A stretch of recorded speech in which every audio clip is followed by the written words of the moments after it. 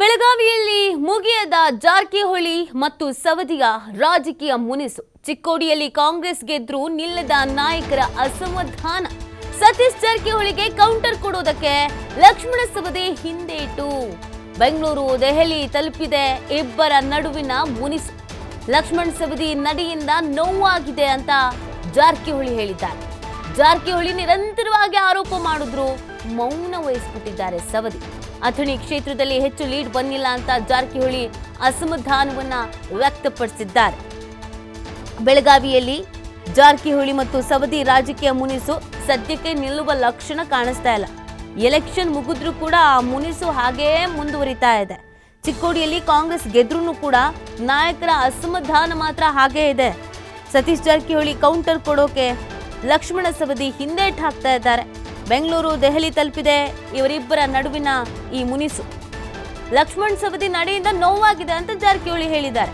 ಯಾಕೆ ಅಂದ್ರೆ ಅಥಣಿ ಕ್ಷೇತ್ರದಲ್ಲಿ ಹೆಚ್ಚು ಲೀಡ್ ಬಂದಿಲ್ಲ ಅಂತ ಜಾರಕಿಹೊಳಿ ಅಸಮಾಧಾನವನ್ನ ತೋಡ್ಕೊಂಡು ಬಿಟ್ಟಿದ್ದಾರೆ. ಬೇರೆ ಪಕ್ಷದಿಂದ ಬಂದು ಇಲ್ಲಿರೋರು ನಮಗೆ ಸಹಾಯ ಮಾಡಿಲ್ಲ, ಅವರೇ ನಮ್ಮನ್ನು ತುಳಿಯೋ ಕೆಲಸ ಮಾಡಿದ್ರು, ಈ ಥರದ್ದೆಲ್ಲ ಒಂದು ಗಂಭೀರವಾದಂಥ ಆರೋಪವನ್ನ ಲಕ್ಷ್ಮಣ ಸವದಿ ಮೇಲೆ ಮಾಡಲಾಗಿತ್ತು. ಆದರೆ ಇದಕ್ಕೆ ಲಕ್ಷ್ಮಣ ಸವದಿಯವರು ಯಾವುದೇ ರೀತಿಯಾದಂಥ ಪ್ರತಿಕ್ರಿಯೆಯನ್ನು ಕೊಡೋಕೆ ಹೋಗಿಲ್ಲ. ಅವ್ರು ಹಾಗಂದ್ರು ಹೀಗಂದ್ರು ಅದು ಇದು ಯಾವುದನ್ನು ಅವ್ರು ಮಾತಾಡ್ತಾ ಇಲ್ಲ. ಯಾರ ಸಹವಾಸವೂ ಬೇಡ ಅಂತ ಸುಮ್ಮನಿದ್ಬಿಟ್ಟಿದ್ದಾರೆ. ಆದರೆ ಗೆದ್ರೂ ಕೂಡ ಜಾರಕಿಹೊಳಿಗೆ ಮಾತ್ರ ಅಸಮಾಧಾನ ಇದೆ. ಸತೀಶ್ ಜಾರಕಿಹೊಳಿ ಅವರು ಪದೇ ಪದೇ ಹೋದಲ್ಲಿ ಬಂದಲ್ಲಿ ಲಕ್ಷ್ಮಣ ಸವದಿ ವಿಚಾರವನ್ನು ಪ್ರಸ್ತಾಪ ಮಾಡ್ತಾ ಇದ್ದಾರೆ. ಸೊ ಈ ಅಸಮಾಧಾನ ದೊಡ್ಡದಾಗ್ತಾ ಇದೆ, ಈ ಮುನಿಸು ದೊಡ್ಡದಾಗ್ತಾ ಇದೆ. ಹೀಗೆ ಬಿಟ್ಟರೆ ಮತ್ತದು ಸಮಸ್ಯೆ ಆಗಬಹುದು ಅನ್ನುವಂಥ ಹಿನ್ನೆಲೆಯಲ್ಲಿ ಕೆಲವೊಂದಷ್ಟು ಸ್ಥಳೀಯ ಮಟ್ಟದ ನಾಯಕರುಗಳು ಕೂಡ ಬೆಂಗಳೂರು ಮತ್ತು ದೆಹಲಿಯ ನಾಯಕರುಗಳಿಗೆ ದಯವಿಟ್ಟು ಇದನ್ನು ಸರಿ ಮಾಡಿ ಅಂತ ಕೇಳ್ಕೊಂಡಿದ್ದಾರೆ. ಸೊ ಫೈನಲಿ ಈ ವಿಚಾರ ಬೆಂಗಳೂರಿನ ಲೀಡರ್ಸ್ಗೂ ಮತ್ತು ದೆಹಲಿಯ ಲೀಡರ್ಸ್ಗೂ ತಲೆನೋವಾಗಿದೆ. ಇಬ್ಬರನ್ನು ಕರೆಸಿ ಮಾತನಾಡ್ತಾರಾ, ಏನು ಸಮಸ್ಯೆ ಆಗಿದೆ, ಯಾಕೆ ಈ ಭಿನ್ನಾಭಿಪ್ರಾಯ, ಯಾಕೆ ಈ ಅಸಮಾಧಾನ, ಎಲ್ಲಿವರೆಗೂ ಇದನ್ನು ಮುಂದುವರಿಸ್ತೀರಾ ಅಂತ ಸಂಧಾನ ಮಾಡೋ ಕೆಲಸ ಏನಾದರೂ ಮಾಡ್ತಾರಾ ಅನ್ನೋದು ಪ್ರಶ್ನೆ.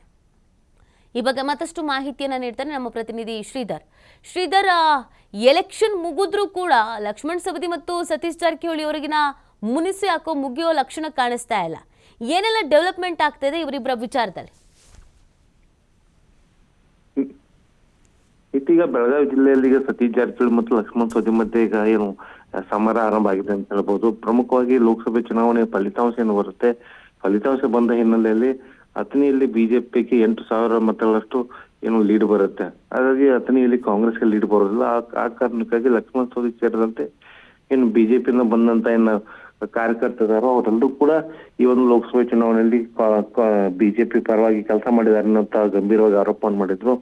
ಈ ವಿಚಾರವಾಗಿ ಏನಂದ್ರೆ ಪ್ರಮುಖವಾಗಿ ಲಕ್ಷ್ಮಣ್ ಸವದಿ ಪಕ್ಷದ ವರಿಷ್ಠರಿಗೆ ದೂರು ಕೊಡೋದಕ್ಕೂ ಕೂಡ ಮುಂದಾಗಿದ್ರು. ಆದ್ರೆ ಕೊನೆ ಕ್ಷಣದಲ್ಲಿ ಪಕ್ಷದ ವರಿಷ್ಠರಿಗೆ ದೂರು ಕೊಡೋ ನಿರ್ಧಾರವನ್ನ ಕೈ ಬಿಟ್ಟಿದ್ದಾರೆ ಅಂತ ಹೇಳ್ಬೋದು. ಅದ್ರ ಜೊತೆಗೆ ಏನು ಲಕ್ಷ್ಮಣ್ ಸವದಿಯ ಬೆಂಬಲಿಗರು ಕೂಡ ಒಂದು ಸುದ್ದಿಗೋಷ್ಠಿ ನಡೆಸುವ ಮೂಲಕ ಸತೀಶ್ ಜಾರಕಿಹೊಳಿಗೆ ತಿರುಗೇಟ್ ಕೊಟ್ಟಿರ್ತಕ್ಕಂಥ ಇಲ್ಲಿ ಒಂದು ಅಂಶವನ್ನ ಬಹಳ ಗಮನಿಸಬೇಕಾಗುತ್ತೆ. ನೀತಿ ಪ್ರಮುಖವಾಗಿ ಏನಂದ್ರೆ ಇಷ್ಟೊಂದು ಸತೀಶ್ ಜಾರಕಿಹೊಳಿ ಬಹಿರಂಗವಾಗಿ ಕುಡಚಿ ಶಾಸಕ ಮಹೇಂದ್ರ ತಮ್ಮಣ್ಣವ್ರು ಮತ್ತು ಅಥಣಿ ಶಾಸಕ ಲಕ್ಷ್ಮಣ್ ಸವದಿ ವಿರುದ್ಧ ಗಂಭೀರ ಆರೋಪಗಳು ಮಾಡ್ತಾ ಇದ್ರು ಕೂಡ ಲಕ್ಷ್ಮಣ್ ಸವದಿ ಈವರೆಗೂ ಕೂಡ ಎಲ್ಲಿ ಕೂಡ ತುಟಿ ಬಿಚ್ಚಿಲ್ಲ, ಮೌನವಾಗಿರ್ತಕ್ಕಂಥದ್ದು. ಜೊತೆಗೆ ತಮ್ಮ ಬೆಂಬಲಿಗರ ಮೂಲಕ ಸತೀಶ್ ಜಾರಕಿಹೊಳಿಗೆ ಒಂದು ಏನು ತಿರುಗೇಟು ಕೊಡುವಂತ ಕೆಲಸವನ್ನ ಲಕ್ಷ್ಮಣ್ ಸವದಿ ಮಾಡಿದ್ದಾರೆ ಅಂತ ಹೇಳ್ಬೋದು. ಅದ್ರ ಜೊತೆಗೆ ಏನಂದ್ರೆ ಇಲ್ಲಿ ಬೆಳಗಾವಿ ಜಿಲ್ಲೆ ರಾಜಕಾರಣ ನಾವು ಕಳೆದ 10 ವರ್ಷಗಳಿಂದ ನೋಡೋದಾದ್ರೆ ಇಲ್ಲಿ ಜಾರಕಿಹೊಳಿ ಬ್ರದರ್ಸ್ ವರ್ಸಸ್ ಲಕ್ಷ್ಮಣ್ ಸವದಿ ಮಧ್ಯೆ ಫೈಟ್ ನಡೀತಾನೆ ಬಂದಿತ್ತು. ಯಾಕಂದ್ರೆ ಅದು ಸ್ಥಳೀಯ DCC ಬ್ಯಾಂಕ್ ಚುನಾವಣೆ ಆಗಿರ್ಬೋದು. ಜೊತೆಗೆ ಈ ಹಿಂದೆ ಬಿಜೆಪಿಯಲ್ಲಿ ಇದೇ ಲಕ್ಷ್ಮಣ್ ಸವದಿ ಮತ್ತು ರಮೇಶ್ ಜಾರಕಿಹೊಳಿ ಮತ್ತೆ ಆಗಾಗ ಬಣ ರಾಜಕಾರಣ ಮತ್ತು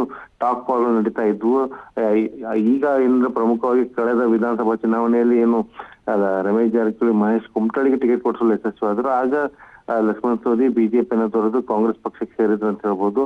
ಈಗ ಕಾಂಗ್ರೆಸ್ ಪಕ್ಷದಲ್ಲೂ ಕೂಡ ಈಗ ಸತೀಶ್ ಜಾರಕಿಹೊಳಿ ವರ್ಸಸ್ ಲಕ್ಷ್ಮಣ್ ಸವದಿ ಈಗ ಫೈಟ್ ಆರಂಭ ಆಗಿದೆ. ಇದರಿಂದ ಬೆಳಗಾವಿ ಕಾಂಗ್ರೆಸ್ ನಲ್ಲಿ ಈಗ ಬಣ ರಾಜಕಾರಣ ಜೋರಾಗಿದೆ ಅಂತ ಹೇಳ್ಬೋದು. ನೀತಿ. ಓಕೆ, ಥ್ಯಾಂಕ್ ಯು ಶ್ರೀಧರ್ ತಮ್ಮೆಲ್ಲ ಡೀಟೇಲ್ಸ್ಗಾಗಿ.